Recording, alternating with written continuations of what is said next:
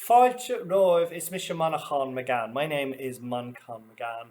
Agus, you are very welcome. Gadi an fiseán gar seo atá a chur fáil don phobal ag leabharlann chunta dúna ngáil mar farta Seachtain na Gaeilge. So you're really welcome to this little video that's being put in place by leabharlann dúna ngáil by the Library Service of Donegal as part of Seachtain na Gaeilge. Agus is scríbhneoir agus is taistealaí, so yen clár taistal the TG4 fudden down. I used to make travel documentaries all over the world for TG4. So teams, America has, agus Ellis in Africa, agus in India. In Africa and India, I used to make these travel documentary programs. Hanis, Thomas scríb. Agus in Nirig, scríb my leabhar, dar titled 3 Dogs, Banshee Fingers and Other Words for Nature. So last year I wrote a book about na focail sainiúla atá ag an Gaeilge don nádúr. So I had this book about na focail sainiúla, the unique words atá ag an Gaeilge that the Irish language has for an dúra no an nádúr, for nature. Focail nos scíbhneoir leabhar. So scíbhneoir leabhar is the Irish word for a bat. Ach tá sé cóáling somewhere. Scíbhneoir is just wings. Na rudí a bhí an nail na gettil leis, the things that a bird uses to fly. Ach scíbhneoir agus an leabhar means leather. So really what is being said is scíbhneoir leabhar leather wings. Agus is slí even é sin chun chuisios a bat. It's a beautiful way to describe a bat. Ach cadíad na focail eile atá an son. So sin focail cuán mara. Cuán mara is a sea urchin, and cuán is like a little hound or a little dog, and mara is of the sea. There's another word for the sea urchin too, gráinóg mara, or gráinóg cladach. And gráinóg is a hedgehog. So gráinóg mara, a hedgehog of the sea, or gráinóg cladach, a hedgehog of the shore. And gráinóg, when it means a hedgehog, it's actually a word for it actually comes from the word grana, which is horrible. So it means like a horrible little thing or an ugly little thing, grana, which is really unfair because a gráinóg is actually a beautiful little thing. But Sean Slí go dog and focail cadéile tágain. Sin focail don goat gan gabhar, ach tá lán focail eile don gabhar. Agus fecinn tú, tá gabhar seo nílach kind of tá cuma duracha, cuma cruster. This goat looks a little bit angry, a little bit dark. So puck-on is a he-goat from puck, and puck, which is the bucking act of a goat or a deer. And slí go dtugann sé puck dtugann go caitheann sé na cos in order, the slí that it rises its feet, its legs up into the air. Focail eile even ná máthair thuaig. Agus máthair thuaig is se máthair thuaig is a squid. Okay, it's the Irish word for a squid. Fecinn tú an sunna. Ach another even free shit. The lovely thing about that is máthair is just a mother, and then thuaig means sucking or squeezing. Agus don téanú atá arólas again free on máthair thuaig, free on squid. Ná tá lán lámh aige a hín in amach. We know that a squid has all of these legs that it uses, or hands that it uses to grip and to squeeze and to suck. And so that they cut, and a máthair thuaig, a squid is also an amazing mother. She gives birth to about 70,000 eggs, and she tries to look after these squids, and then she dies. So it's even go nífalár go bhacha ar sínsir na máthair thuaig seo. It's clear that our ancestors saw these máthair thuaig as ceapadar gur bé sin díreach an focail ceart go ceart of cuire. They thought that was the perfect word for a sucking mother or a squeezing mother. Agus tá focail eile ann cuma don squid. Agus sin cuddle maiden.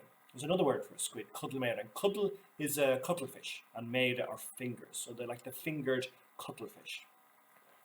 Cadéile atá sa leabhar seo. Well, tá an focail sin ag lán daoine smuggler róin, a jellyfish, it's a big jellyfish and so on. Ach an scuiscimid sé das ná smuggler means snot and or slime or anything, and róin is seal.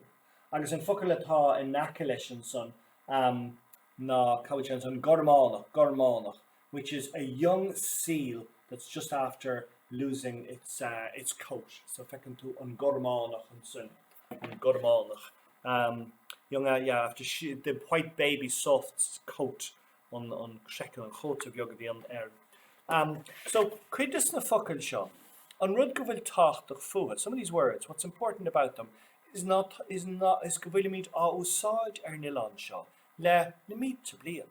We've been using them on this island for thousands of years. Hávíle bliain leid, agus beidir trívíle bliain few, maybe even up to 3,000 years.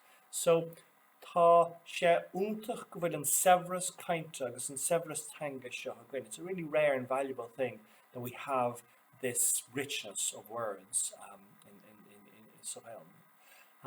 A few tógamid focail no the Éirí na Gréine. So in Irish or in English for Éirí na Gréine is sunrise or dawn. Ach so Gaeilge tá lán réimsí difriúla the Éirí na Gréine. In Irish there's a lot more different ranges and words for the different steps of Éirí na Gréine. So maybe we see the sunrise differently as Gaeilge. Tug mar hampla tan focail braca an lei. Braca an lei means daybreak or the brightening of the day. Ach an son níag braca an lei bí an bánu an lei. An bánu an lei is the whitening of the day. Agus an son bí an fáine gal an lei, the first bright ring of daylight. And then súl an lei is the eye of the day. And finally, an sin bí an Éirí na Gréine, the sunrise itself. Agus féidir rá cuma beidir dearga an dá nail. And dearga an dá nail is the reddening of the two clouds.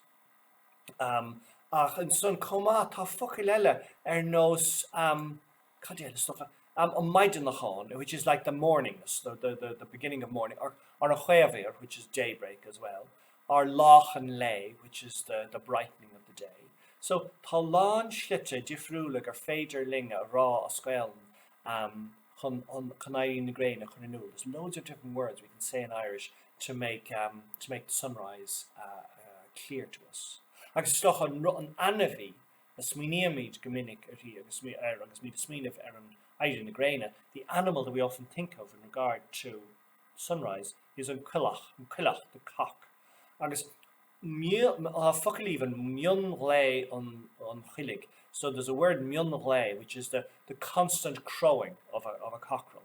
And then trahi is a cock that crows regularly at the same hour every morning. So Rishni Falarg or Hugar Shinchir Finara. Again, it's clear that our ancestors would have looked long ago and noticed there was particular crows that were very particular and very regular at their times of calling. They were trahi. Cuilachín is a cockerel or an argumentative little person. So tá cuilachín uirthi is she's riled and ready to fight for either a woman or it can be said of a man too. Cuilachín. And then mag na hagabáil is bralam an chuincap the mag na hagabáil.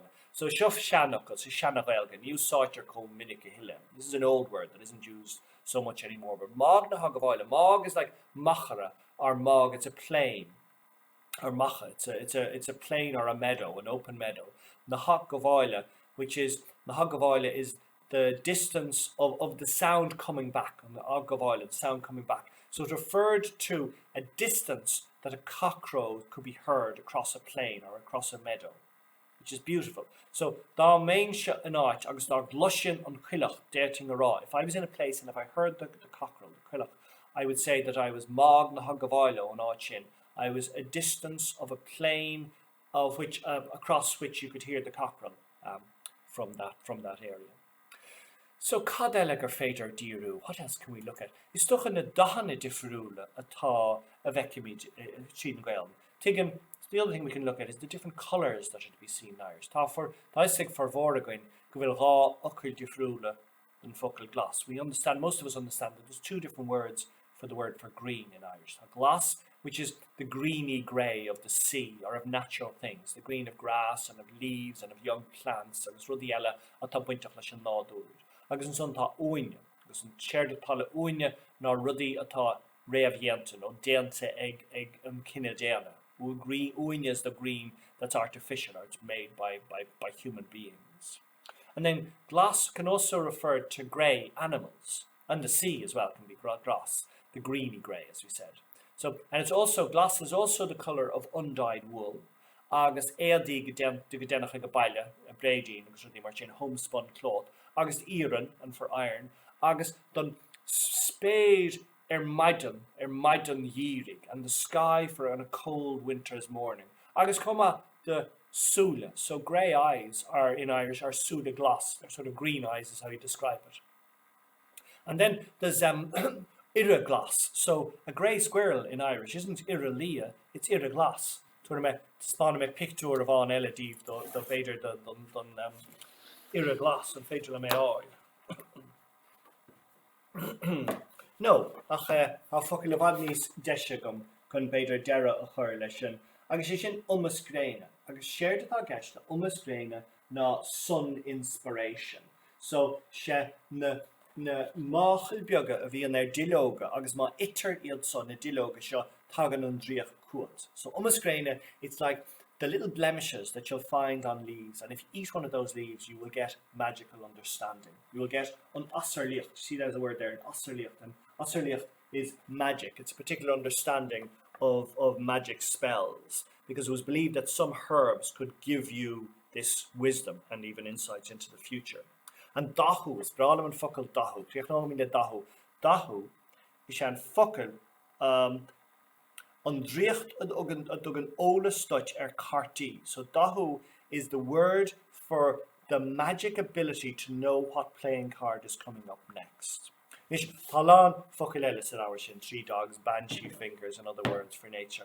Ach ní leam agam I thuirtgríomhan sa. Ach bhbhailm mó bhíle buchas a go bhfáil libh a sucht bheith lom in neomh, agus a bheith páirteach imacht, just na himachtaí léir atá ag tarlú mar páirt de féilim na Gaeilge, me Seachtain na Gaeilge. So I want to thank you for listening in today and for being part of the whole celebration of his Seachtain na Gaeilge. Agus go háide na garfií Sean, especially these little films atá a chur amach an phobal ag leabharlan chunta dún gáil.